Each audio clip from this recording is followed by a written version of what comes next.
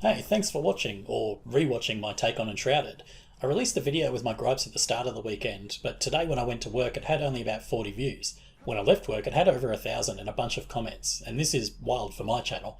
So instead of just clicking through and making witty retorts, I figured I'd make a follow-up video about some of the points, as well as the cliche vitriolic ones, people have made after watching a collective 3 minutes average of my 8-minute video. As everyone's likely to click off within the next 60 seconds, let's start with the entertaining negative comments. Unique Technique 29, which sounds like a Fortnite underage account generated name, says, "This is a shitty take. Thanks for your comment, Unique, but don't be too hard on your art." Dead4419 says, "No one cares what you think, bro," which is a misnomer because someone cared enough to comment, though I am curious as to the appropriate use of the comma for reading a script, but the lack of other punctuation. User AI Generated says, "I wonder why you don't get many views. Focus on the positive. You're just coming across as whiny." Well, thanks for pointing this out. I've stated in previous videos and comments that this is my channel where I can upload my thoughts, gameplay and dev tips. Unlike the majority of actual YouTubers, I do this for fun, not to harvest likes and earn an income, which is why I don't invest in a lot of effort into things, and that translates into a small viewer base, which I'm more than happy with. I also have a lot of positive videos on my channel which you're free to check out. But he also makes an argument regarding exploration, which seems to be the common understanding from the rest of the opposing commenters.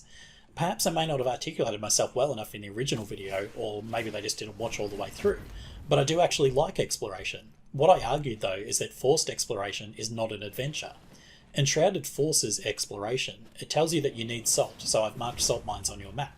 This isn't an adventure where you can unlock some fancy secret or discover a new material through a arduous journey. It's an industrial duty that requires you to spend time going and getting something, only to bring it back and then be told to go out again and get more stuff somewhere else. Having a home-based location is one of the reasons that can affect this from a gameplay design, because we will always have a rally point that we need to return goods to in order to convert them into the gear we're after.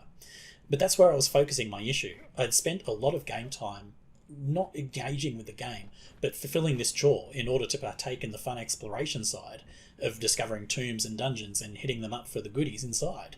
That sort of exploration is fun because it's a natural path of discovery. You can design a game that tells you to go along from point A to point B and discover, but it's when you have to travel back and forth and do a repetitive task that it becomes less of a game.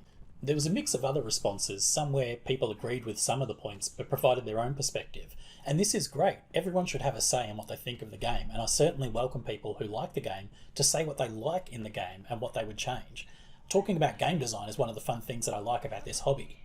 My expectations of the game though were derived from the marketing. A lot of comments were put out there that it was like a new Valheim and it had great build mechanics, and it was very focused on co-op PvE with bosses and dungeons to explore. That's even in the trailer video.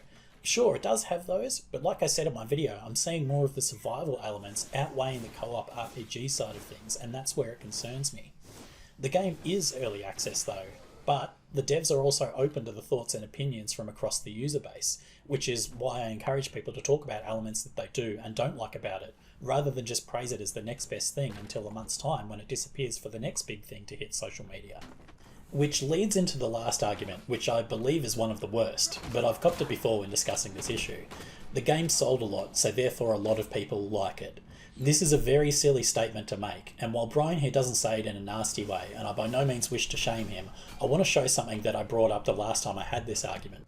This is the global achievement list for the game as of the time of this recording. When I first had this argument at the start of the weekend, the stats were much lower, so it's positive to see some of the values have risen. But if you're going to make the argument of X amount of people like the game, you're going to need to look at this as a gauge of the player engagement with the title.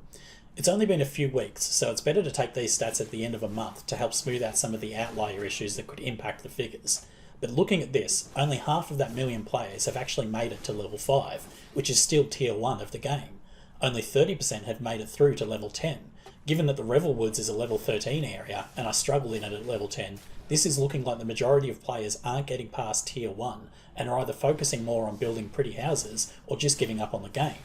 Now this doesn't outright back my specific argument, but if this trend continues, the devs will need to work to understand why players aren't being retained beyond that start period, and this won't be helped if people with genuine concerns about the game's design are washed out by fanaticism. In any case, this has been a fun event for me. Most of my videos, even the ones with high views, only get a few comments that ask for further help with some dev tips, so this was an entertaining departure from the norm. I guess we'll have to wait and see whether this one gets it, if the algorithm pops it back into the spotlight. But I welcome further comments, and I encourage others with dissenting views on the game to share your views, because at the end of the day, I want Enshrouded to stick around, and if that means altering parts of the game to suit demand, and the devs are willing to do that, then your voice needs to be heard too. Thanks for watching.